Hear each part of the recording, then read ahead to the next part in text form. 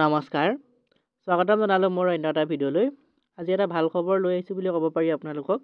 গতিকে ভিডিঅ'টো শেষলৈকে চাই থাকিব, কি ক'ব বিচৰা হৈছে।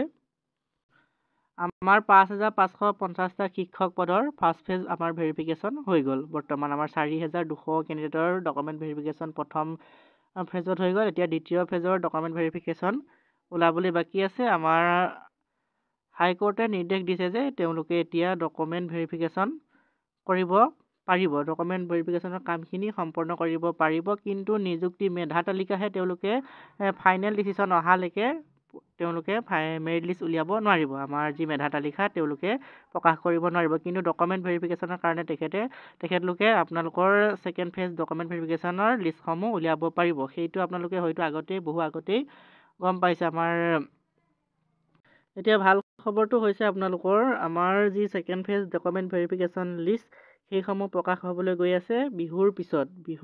আমাৰ 14 তাৰিখৰ পৰা বিহু আছে। বিহুৰ পিছত হয়তো 20 তাৰিখৰ ভিতৰত হয়তো আহি যাব পাৰে মেৰিট লিষ্টসমূহ। বিহুৰ পিছত বুলি যিহেতু আপোনালোকক মই এটা তথ্যৰ পৰা গম পাইছোঁ যে বিহুৰ পিছত তেওঁলোকে আমাৰ ছেকেণ্ড ফেজ ভেৰিফিকেশ্যন লিষ্টসমূহ প্ৰকাশ কৰিব। আৰু এই ছেকেণ্ড ফেজ ভেৰিফিকেশ্যন লিষ্টত আমাৰ এবাৰ NISৰ প্ৰাৰ্থীসকলৰো নাম কিন্তু আহিব। আপোনালোকে যোনসকলে ভাবি আছে যে NISৰ প্ৰাৰ্থীৰ নাম নাহে, কিন্তু NISৰ প্ৰাৰ্থীসকলৰ নাম আহিব। তেওঁলোকক হাইকোৰ্টে সম্পূৰ্ণৰূপে বৈধ বুলি তেখেতলোকক স্বীকৃতি দিছে হাইকোৰ্টে, আপোনালোকে গম পাইছে। আৰু এই কেছটো আমাৰ যি NIS DLৰ ওপৰত কেছটো গৈ আমাৰ সুপ্ৰিম কোৰ্ট পাইছে বুলিও শুনা পাইছোঁ। কিমান সত্য কথাটো এতিয়ালৈকে গম পোৱা হোৱা নাই, কিন্তু গম পোৱা গৈছে যে এইটো গৈ পিনে আমাৰ উচ্চতম ন্যায়ালয়েও পাইছেগৈ বুলি শুনা পাইছোঁ।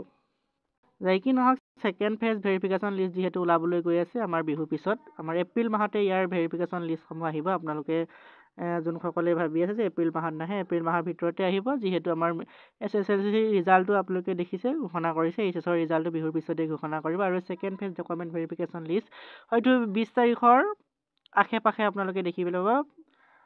আপোনাৰ 25 তাৰিখৰ আগত হয়তো আহি যাব। আপোনালোকে 20 তাৰিখ বুলি কৈছোঁ যদিও 25 তাৰিখৰ আগত হয়তো ইয়াৰ ছেকেণ্ড ফেজ ডকুমেণ্ট ভেৰিফিকেশ্যনৰ লিষ্টসমূহ আপোনালোকে দেখিবলৈ পাব। হয়তো এইবাৰ আমাৰ 3টা ফেজতো হৈ যাব পাৰে ডকুমেণ্ট ভেৰিফিকেশ্যন, যিহেতু NISৰ প্ৰাৰ্থীও নাম আহিব।